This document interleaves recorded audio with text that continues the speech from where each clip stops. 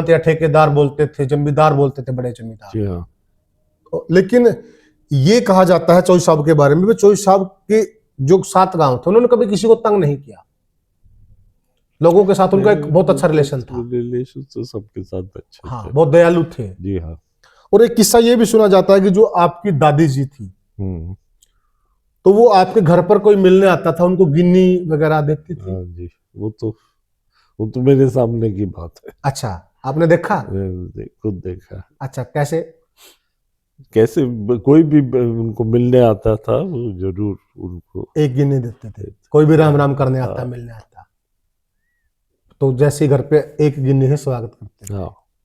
इसलिए वो लक्ष्मी थी, इसलिए उनको लक्ष्मी कहा गया। छोटी बात नहीं है साथियों, उस जमाने में वो दौर कि एक गिन्नी कोई भी घर पर आए उसको एक गिन्नी दी जाती थी। और मतलब कितना बड़ा दिल है। आप जो पीछे वो देख रहे हैं साथियों, ये पेंटिंग देख रहे हैं, ये जो फ्रांस के बहुत बड़े शासक हुए नेपोलियन, ये नेपोलियन की पेंटिंग है। और 1900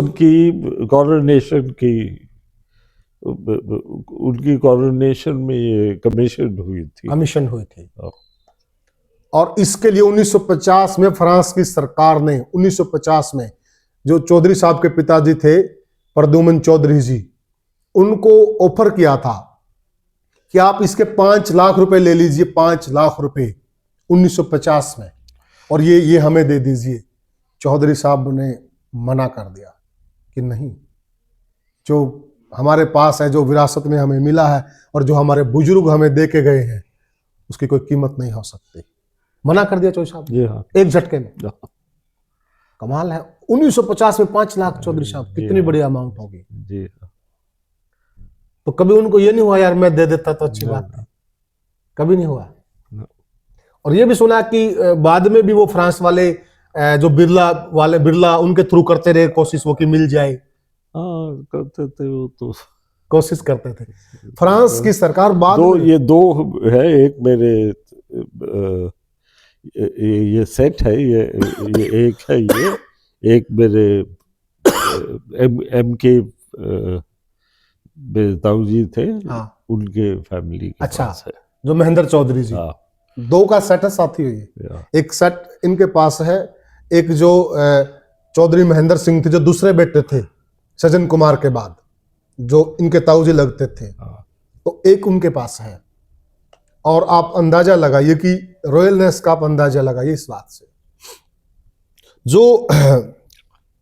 जो अपना कहते हैं कि ये जाट संस्था बनी हिसार वाली। हाँ जी। उसमें चौधरी साहब ने बहुत पैसा डोनेट किया था। मोस्टली तो उनने ही किया बहुत था सारा। जाट संस्था बागपत वाली में भी। हाँ, तो कई थे, कई बीएचयू यूनिवर्सिटी में भी, हिंदू यूनिवर्सिटी में भी, हरिद्वार में भी, कांगड़ी गुरुकुल कांगड़ी में भी, इधर पंडित मदन मोहन मालवीय को बीएचयू में भी किया, शांति निकेतन में। हाँ, शांति निकेतन में टैगोर साहब को, जो रविंद्रनाथ टैगोर जी की संस्था है। मतलब साथियों आप अंदाजा लगाइए, उनका कोई क्रांतिकारी हो, कोई देश भगत हो, उस टाइम का कांग्रेसी हो, भगत सिंह जी हो, सुभाष चंद्र बोस जी हो, मतलब ऐसा कोई नाम नहीं उस दौर का जिनकी मदद उस दौर में ना की हो। उसके बाद अब शिक्षण संस्थानों पे आ जाइए, ऐसा कोई शिक्षण संस्थान नहीं होगा जहां चौधरी साहब ने डोनेशन ना दिया हो। तो ये ऐसा मन उनका क्यों था? क्योंकि उन्होंने एक किसान परिवार से वो उठकर ऊपर गए थे, वो चाहते थे कि हमारे किसान सब आगे बढ़े। एजुकेशन पे उनका सबसे ज्यादा ध्यान था कि बैकवर्ड, हमारी कौम बैकवर्ड इसलिए है कि शिक्षा कम है, तो शिक्षा पे उनका ध्यान ज्यादा था कि सब पढ़े लिखे। ये जो बैकवर्ड क्लास टूटे हमारी, जी हाँ, हम आगे आए जी, ये ऐसा उनका हमेशा प्रयास है। एब्सोल्युटली। तो आपके जन्म से पहले तो वो दुनिया विदा हो चुके थे दुनिया से। जी हाँ। मलाल तो बहुत होगा कि आप उनको नहीं देख पाए। नहीं देख पाए, बट मेरे फादर से सुनते थे उनके बारे। दादी जी का कभी उनकी बात नहीं की। अच्छा। बट मेरे फादर, मेरे ताऊ जी सब बताते थे कहानी, मेरी बुआ जी बताती थी उनकी कहानी, वो सब तो सुनते, हम तो पूरे ये 75 साल उनकी कहानी सुनते आए हैं। तो एक न्यू गौरवान्वित तो फील होता होगा जब भाई जिक्र होता है, वो तो भाई जो सब है, ये सब है, ये उन्हीं के वजह से है। उन्हीं की वजह से। साथियों, जहां हम बैठे हैं ना, ये भी उस दौर का दिल्ली का सबसे महंगा इलाका होता था, और यहां पर भी एक एक चीज से ये फील होता है कि ये चौधरी सेठ छाजूराम जी की बनाई हुई चीज है, उनकी मेहनत का पैसा लगा हुआ है, फील होता है। बहुत एंटीक चीजें आप देखिए, कहाँ नेपोलियन और कहाँ नेपोलियन की ये चीजें यहाँ पर रखी हैं, उनकी कमीशन की हुई। और आप अंदाजा लगाइए, जो फ्रांस की सरकार जिसकी मुंह मांगी कीमत देने के लिए तैयार हो, उसकी क्या वैल्यू होगी। लेकिन हमारे वाले रॉयल होते हैं। कहानी तो इसके बारे में एक और भी है, लेकिन वो हम कैमरे पे नहीं बताएंगे। चौधरी साहब ने जवाब तो बहुत गजब का दिया था, जो आप समझ ही सकते हैं कि जो एक हमारे वाले कौम दे सकती है, वैसा जवाब भी दिया था। क्योंकि रॉयल्टी और दानवीर शब्द नाम के आगे लगना कोई छोटी बात नहीं है चौधरी साहब की, और वो भी उस दौर में। ये जो फोटो है, ये कब की है? ये होगी करीब 1930s की, 30s की। 1930 की फोटो है साथियों ये, और यही फोटो है जो सब जगह चलती है। ये ओरिजिनल फोटो है चौधरी साहब की, ओरिजिनल फोटो। इसमें चौधरी साहब छतरी है, ये खुंडा। जी हाँ। और ये देखिए आप उस वक्त का चौधरी साहब वो पहने हुए हैं, ब्लेजर बोलेंगे इसको हम। हाँ, उस दौर का ब्लेजर 1930 में साथियों आप, और चेहरे पे मुस्कान, और ये तेज चेहरे पे देखिए आप। और ये जो फ्रेम वगैरह है, ये भी बहुत पुराना है। हाँ, ये भी पुराना है शायद। बहुत एंटीक चीजें हैं साथी, बहुत एंटीक पीस हैं। यहाँ हम जहाँ बैठे हैं, यहाँ एक एक एंटीक चीज है। सामने एक झूला भी है, जो मुगले आजम मूवी में हाँ, वो तो बाद में, क्योंकि चौधरी साहब की जो मिसेज है वो शौकीन है इन चीजों की। मुगले आजम मूवी थी जिसके अंदर वो सलीम झूला झूलता है, तो ये वो झूला है। और बहुत सारी क्रॉकरी वगैरह, बहुत सारी एंटीक चीजें उस जमाने की चौधरी साहब की है। और उसमें शौक तो ज्यादा उनको था ना, सजन ताऊ जी को, उनको बहुत शौक। दादाजी का तो सिंपल, सब कुछ सिंपल था। चौधरी सज्जन कुमार को बहुत शौक। वो कारोबार भी कहते हैं कि विदेशों तक कारोबार भी वो लेके गए थे। कारोबार बढ़ाने में भी उनका बहुत सहयोग था, बड़ा हाथ था उनका। फॉरेन कंट्री में, एक जमाने में यूरोप के कंट्रीज में, जिस इंग्लैंड के हम गुलाम थे, उस इंग्लैंड में भी कारोबार था बहुत बड़ा उस जमाने में। और चौधरी सज्जन कुमार भी इंग्लैंड से पढ़े हुए थे ना, वो इंडिया में ही, सेंट जेवियर्स कलकत्ता। अच्छा, सेंट जेवियर्स कलकत्ता स्कूल में पढ़े थे। तो आपके पिताजी? मेरे पिताजी फर्स्ट बैच दून स्कूल में, फर्स्ट बैच जब दून स्कूल खुला था। हाँ, तो उसी टाइम पे उनका, तो ये वो फर्स्ट बैच दून स्कूल में। अच्छा, फोटो वगैरह है उस बैच की कोई? हाँ, है। अच्छा, स्कूल की किताबों में है। स्कूल की किताबों में है जी, फर्स्ट बैच। बहुत बड़ी बात है। और उसके बाद फिर फॉरेन कंट्री में आप पढ़े हैं? जी हाँ, मैंने अमेरिका पढ़े हैं? हाँ, पोस्ट ग्रेजुएशन की, MBA किया आपने अमेरिका से। चौधरी साहब भी उस जमाने के MBA पास आउट हैं, वो भी अमेरिका से। नौकरी वगैरह भी बहुत ऑफर हुई होंगी आपको, बड़ी बड़ी नौकरियां। वो आप अंदाजा लगा लीजिए, नौकरियां भी बहुत ऑफर हुई, लेकिन चौधरी साहब ने नौकरी नहीं की। और एक बेटा है आपके पास? हाँ जी, एक बेटा, एक बेटिया है। 2 बच्चे हैं। और जो आपकी वाइफ जी हैं, जी हाँ, वो जॉब में थे पहले किसी में? हाँ, वो एयरलाइन में थे, पहले KLM में थे। अब तो रिटायर हो गए। पूरे इंडिया के हेड रहे हैं। हाँ, स्वस्थ हैं? हाँ, ठीक, एकदम ठीक है। अच्छा, फैमिली सारी यहीं रहती है? सब यही है, यहीं रहती है। तो ये 1980 में बनाया आपने ये? हाँ, करीब 1980 है। 80 में। जमीन तो पहले मेरी मदर ने ले रखी थी। 1960 के आसपास। हाँ, 25,000 रुपए में ली थी जमीन। 1960 में 25,000 रुपए में 500 गज है साथियों यहाँ पर, ये दिल्ली में। और उस टाइम का बड़ा पॉश इलाका है। और जितनी ये पेंटिंग वेंटिंग सब देख रहे हैं पीछे, जो भी देख रहे हैं, सब एंटीक पीस है उस ये जमाने तो के। वो सैयद ताऊ जी की कलकत्ते से, ये तो सब 100 साल पुरानी है। 100 साल पुरानी। चौधरी सज्जन कुमार जी बहुत शौकीन थे इन चीजों के वो, क्योंकि वो फॉरेन कंट्री में जाते थे, विदेशी टूर करते थे, हाँ। थे कारोबार को विदेशों तक वो लेके गए। तो उनकी औलाद कहते हैं एक लड़की तो पैदा हुई। एक लड़का था, उनका भी डेथ। लड़का? एक लड़का था, रवि भैया। अच्छा। उनकी 17-18 साल की एज पे ही उनकी डेथ हो गई थी। उनको वो एपिलेप्सी था, तो उससे वो फिट आके वो आग में गिर गए। ओहो। अच्छा। और कोई ऐसे भी सुन जाता था कि एक लड़की थी उनको? नहीं। अच्छा।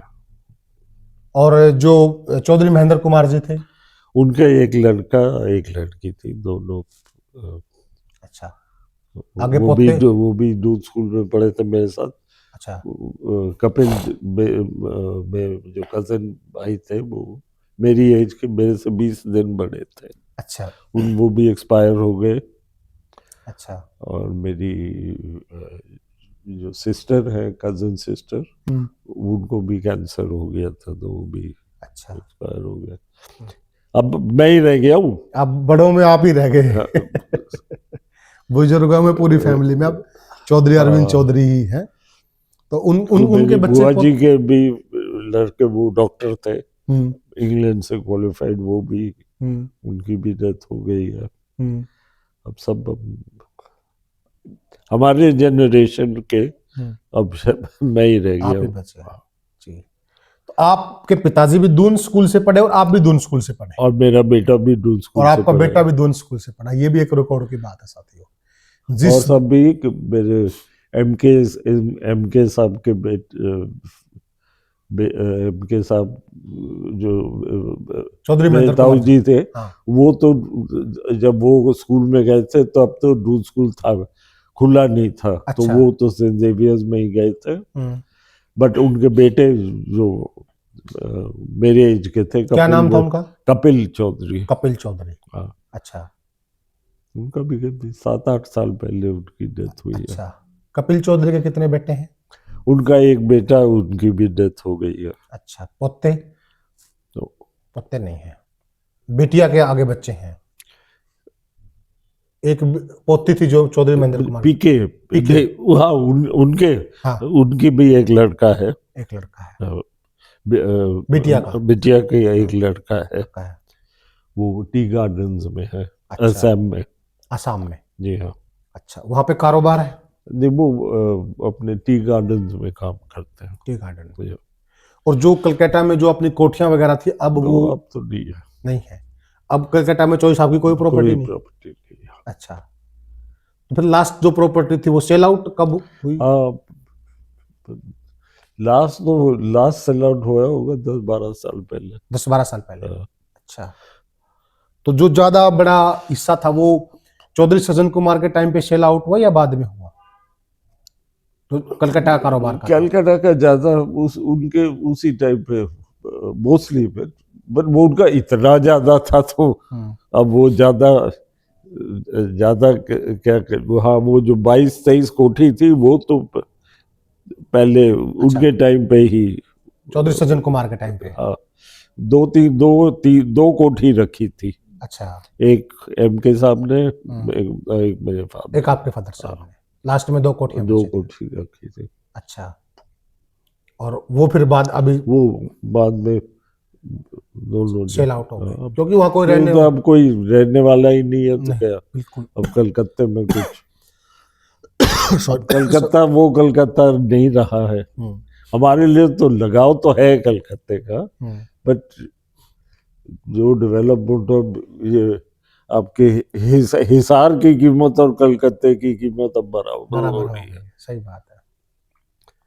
एक टाइम वो सबसे महंगे प्रॉपर्टी होती थी। सबसे महंगी प्रॉपर्टी होती थी। और जो अलगपुरा में प्रॉपर्टीज है वो एक्चुअली वो अलगपुरा की जो प्रॉपर्टी है वो एमके साहब के एमके साहब के हिस्से में। हाँ, वो उनके। अच्छा, चौधरी महेंद्र कुमार जी हाँ, के हिस्से में। वो जो हवेली है, हाँ, जो उनकी प्रॉपर्टी है। उनकी प्रॉपर्टी है। हाँ।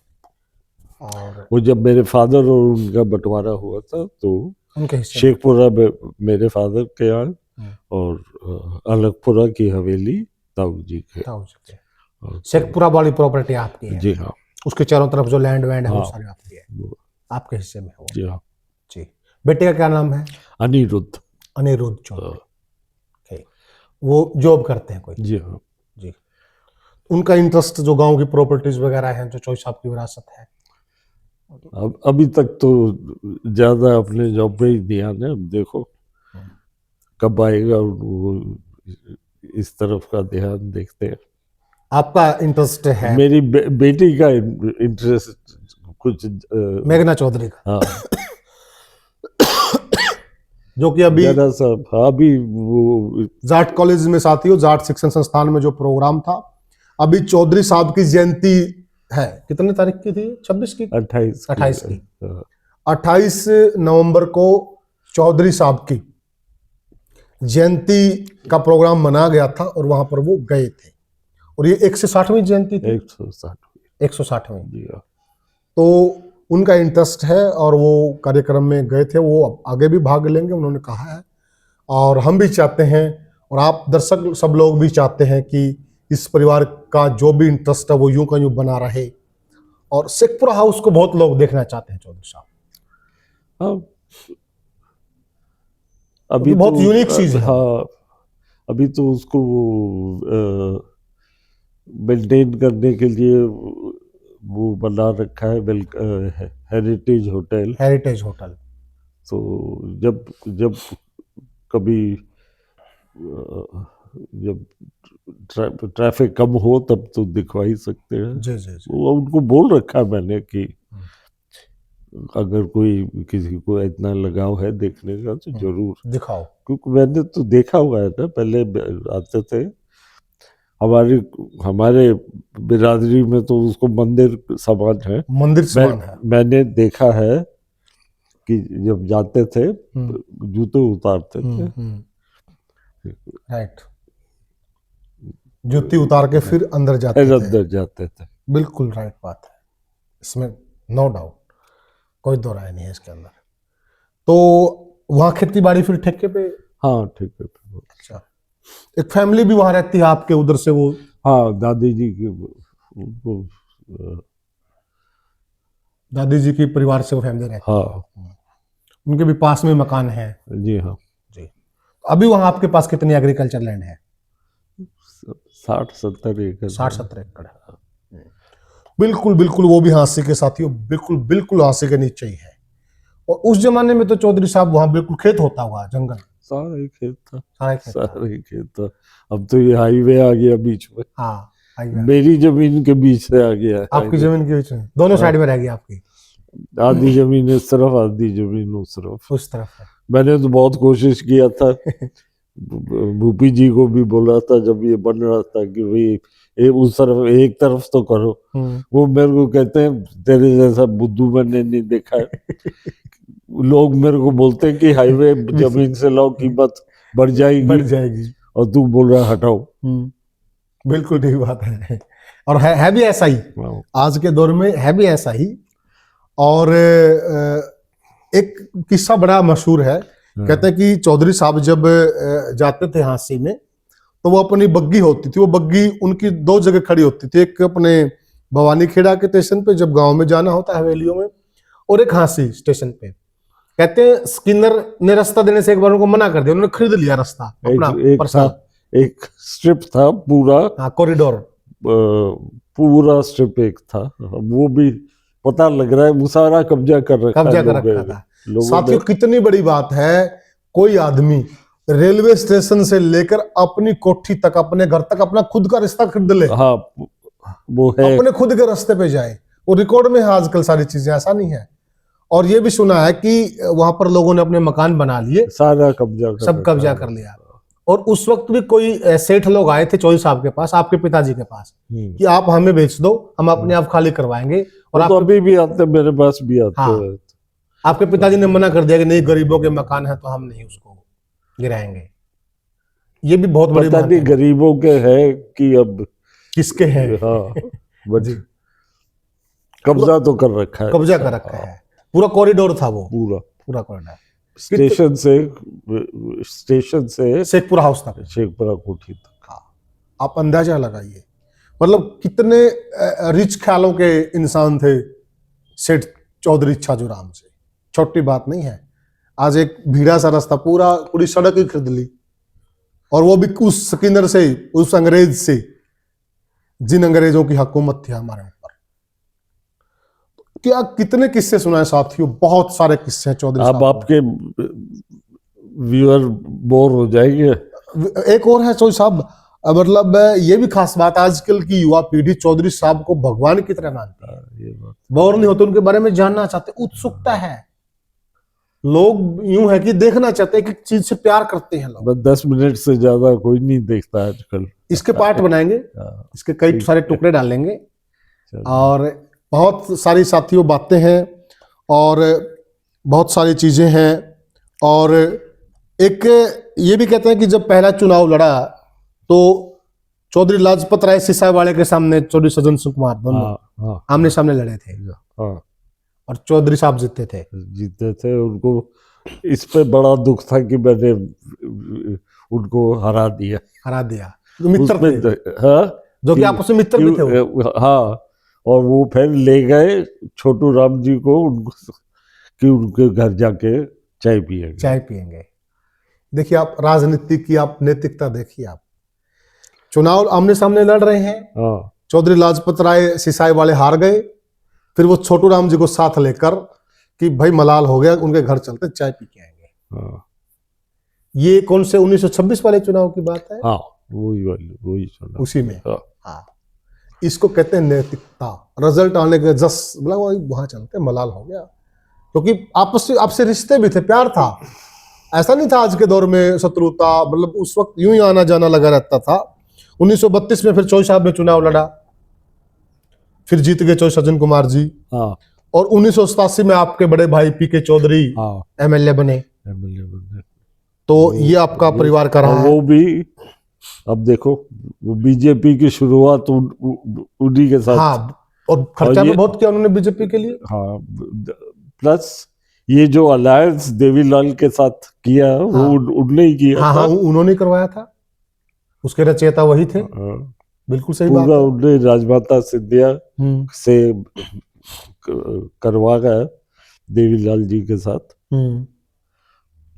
बिल्कुल, उस टाइम तो राजमाता सिंधिया जी की चलती थी बीजेपी में। जी, बहुत बहुत दखल था, हाँ, और राजमाता सिंधिया जी तो नहीं, पूरा वो संस्थापक थी वो तो बीजेपी की। हाँ, वो तो उनका तो हाँ, संघ में भी बहुत बड़ा रोल था उनका, जनसंघ में भी। हाँ, वो तो तीन ही थे उस टाइम पे। हाँ, अडवाणी, वाजपेयी और राजमाता। हाँ, तीन। राजमाता सिंधिया, बिल्कुल स्टार्टिंग में यही तीन लोग थे। उसके बाद शायद अगले टर्म में भैरव सिंह शेखावत आए थे। जी हाँ, फिर ये ऐड होते हाँ, गए। शेखावत जी तो थे उधर राजस्थान के हाँ, पॉलिटिक्स में थे। तो ऑलवेज थे। हाँ, बिल्कुल। और फिर ये मुरली मनोहर जोशी और ये लोग फिर एक जी, कारवां बढ़ता गया। शुरुआत में जो बीजेपी के संस्थापकों पे कहा जाता है, उसमें अटल बिहारी वाजपेयी जी, आडवाणी जी और राजमाता सिंधिया जी, जी, इनका ही बड़ा दखल था। जी। तो फिर वो तो देवीलाल जी को मिलवाया राजमाता सिंधिया से। हाँ, अच्छा, ये उनने ही कराया था। अच्छा। तो ये मीटिंग अपने घर पे हुई थी या कहीं और हुई थी? ये पीके के घर में हुई। पीके चौधरी के घर में। हाँ।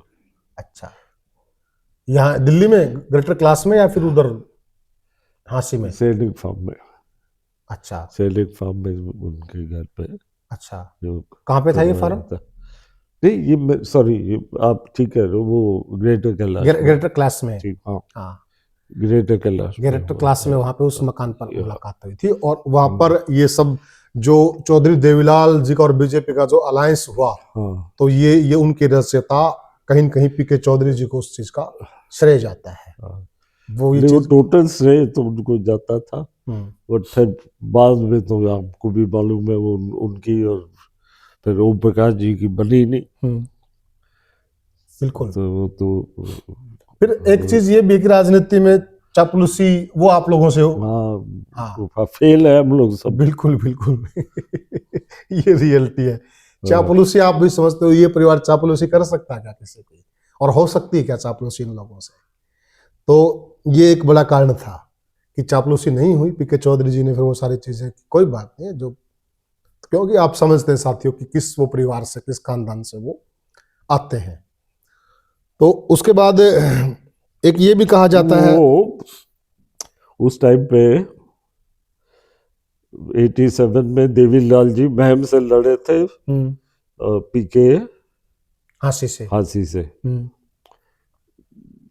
ज्यादा वोट से जीते थे पीके रिकॉर्ड फर्स्ट टाइम, पहली बार देवीलाल से ज्यादा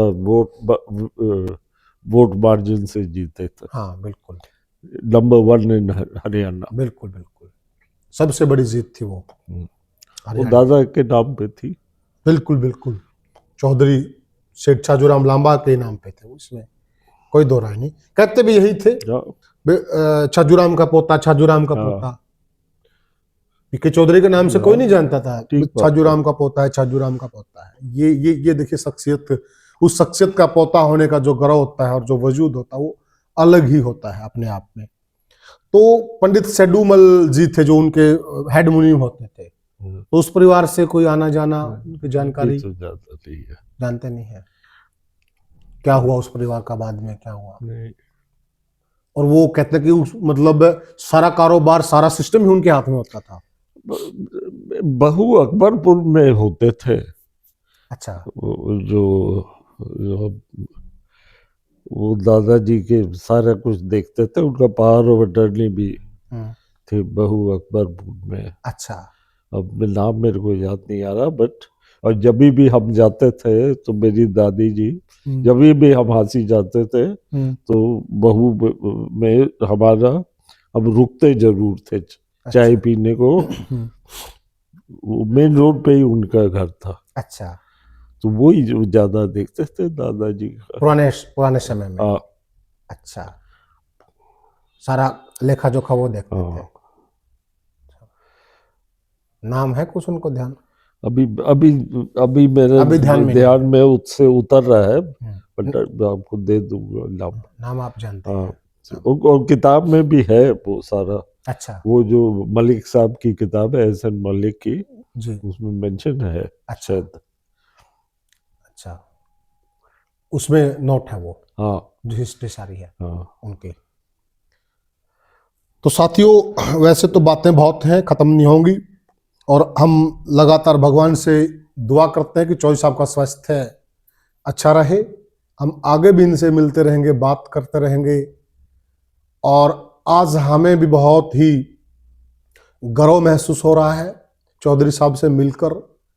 कहीं न कहीं हमने भी कोई अच्छे कर्म किए होंगे जो आज हम चौधरी साहब के साथ बैठे हैं, और हम भी गौरवान्वित फील कर रहे हैं। यहाँ बहुत सारी चीज़ें हैं चौधरी सज्जन कुमार जी की हैं, और उनका बहुत आपस में दोनों का बाप बेटे का बड़ा ज़बरदस्त लगाव था।